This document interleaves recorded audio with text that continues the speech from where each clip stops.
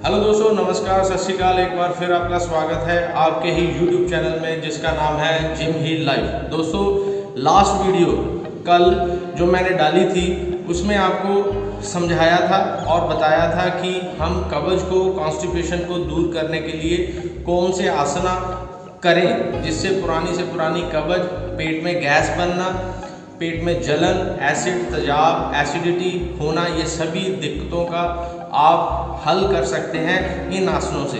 और आज मैं जल्दी से जल्दी आपको सिर्फ आसन ही करके बताऊंगा, ज़्यादा समझाऊंगा नहीं, क्योंकि आप लोग थोड़ी सी, हर आदमी को जल्दी है और वो डायरेक्ट वही चीज़ देखना और सुनना, समझना चाहता है जो जल्दी से जल्दी उसको मिले और उनके लिए ज़रूरी हो।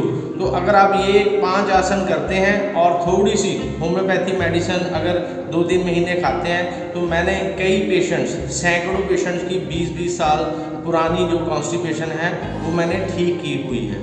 तो आइए कौन से आसन हमने करने हैं और कैसे करने हैं। सबसे पहले आप अपने दोनों पैरों पे ऐसे बैठ जाएं। आजकल बहुत सारे पेरेंट्स मेरे पास बच्चे लेके आते हैं कि सर हमारे बच्चों को पैरों पर बैठना सिखाइए। पैरों पर खड़े होना तो हर कोई सिखा रहा है, अब पैरों पर बैठना हर लोग भूल रहे हैं। क्यों? क्योंकि इंडियन टॉयलेट्स जो है उसका कल्चर हमने ख़त्म कर दिया है। इंग्लिश टॉयलेट का जो कल्चर हम ले आए जिससे बच्चे पैरों के ऊपर बैठ नहीं सकते। तो आपने ऐसे पैरों पर बैठना है और दोनों एल्बो को, अपने घुटनों, नी जॉइंट को ऐसे रखकर एल्बो को और ओपन करना है। ओपन करें, उसके बाद फिर आपने फॉरवर्ड बेंड करना है बिल्कुल नीचे की ओर। ये ना हो कि आप नीचे आ रहे हैं और घुटने आगे जा रहे हैं। घुटने आगे ना जाएं, बटक डाउन रहेंगे। ये ना हो कि बटक लिफ्ट हो जाएंगे। पहले सीधे बैठ के पहले आपने सीधे बैठ जाना है, अपनी स्पाइन को स्ट्रेट करना है, एल्बो के साथ नी जॉइंट को ओपन करना है और आपने फॉरवर्ड बेंड जाना है। जब बेंड जाए ये ना हो कि आप बटन उठा लें, आपने नीचे जाना है, अपने नी जॉइंट को ओपन करना है और अब्डोमेन को, चेस्ट को नीचे की तरफ किक देनी है। आप 1 मिनट किक दें या 20 किक दें गिनकर। तो पहली एक्सरसाइज आपने ऐसे 1 मिनट, 2 मिनट, 3 मिनट, जितने मिनट आप बैठ सकते हैं। उसके बाद 1 मिनट आपने फॉरवर्ड बेंड जाना है। ये 2 आसना आपने करना है। तीसरी एक्सरसाइज, जब हमारी पुरानी लेडीज़ जब बैठकर झाड़ू लगाती थी तो वो ऐसे चलकर ऐसे ऐसे झाड़ू लगाते थे, ठीक है। तो ये योगा में एक आसन है। उस एक्सरसाइज से आपके हिप जॉइंट जो है और आपका जो कॉलन है उस पर पूरा प्रेशर डलता है। कॉलन की बीमारियां ठीक होती हैं। कॉलन में जो पुराना स्टूल होता है वो बिल्कुल प्रेशर से बिल्कुल आउट हो जाता है, फ्लश आउट हो जाता है हमारी इंटेस्टाइन से। सो आप ऐसे बैठकर चल सकते हैं। तो ये एक अपने आप में एक्सरसाइज भी है। तो पुरानी लेडीज़ वैसे बैठकर झाड़ू लगाती थी। आज भी आप गांव में जाएंगे, 60 साल की उम्र की लेडीज़ के हिप जॉइंट की ओपनिंग बहुत अच्छी होगी। और जो लेडीज़ ये ऐसे घर का काम करती थी, पोछा लगाती थी, झाड़ू लगाती थी, उसकी हेल्प से नॉर्मल डिलीवरीज होती थी, सिजेरियन कम होते थे।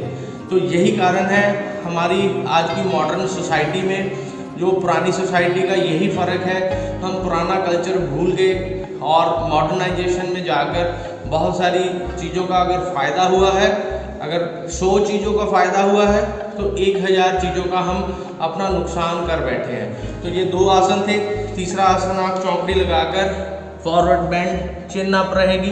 पहले अब्डोमेन को, चेस्ट को डाउन लेके जाना है, फिर फोरहेड को आपने नीचे लगा देना है। तो ये तीसरी एक्सरसाइज। चौथी एक्सरसाइज, आप यहाँ बैठ के ये घुटने को नीचे लगाना है और इसको आपने इस ओर लेके देना है। दोनों को, घुटनों को क्रॉस आप लगा सकते हैं। ये एक्सरसाइज जिनके कमर में लंबर स्पॉन्डिलाइटिस है, कमर में दर्द है, वो इसको अवॉइड करें। और फिर इसको नीचे लगाना है और आपने, ये आपका लेफ्ट नी है, इसको राइट साइड आपने ट्विस्ट और पुश करना है।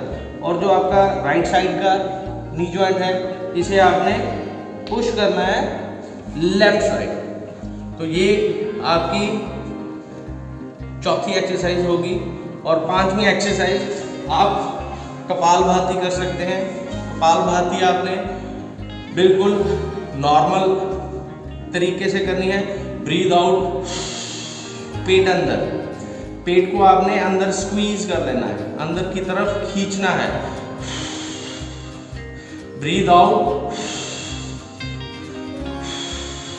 यहां सांस ले लिया आपने, इनहेल कर लिया, एक्सहेल एंड देन आपने अपने एब्डोमेन को अंदर की तरफ स्क्वीज करना है। तो ये है कपालभाति। आप 1 मिनट कर सकते हैं, 2 मिनट कर सकते हैं। इससे क्या होगा कि मैक्सिमम ऑक्सीजन आपके लंग्स में जाएगी, लंग्स के थ्रू आपके ब्लड में जाएगी, ब्लड के थ्रू सारी बॉडी में सर्कुलेट होगी।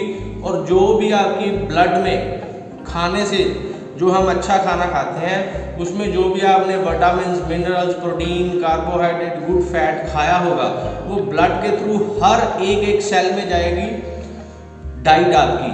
और आपका जो सेल है उसकी लाइफ बढ़ेगी, स्टेम सेल्स नए बनेंगे।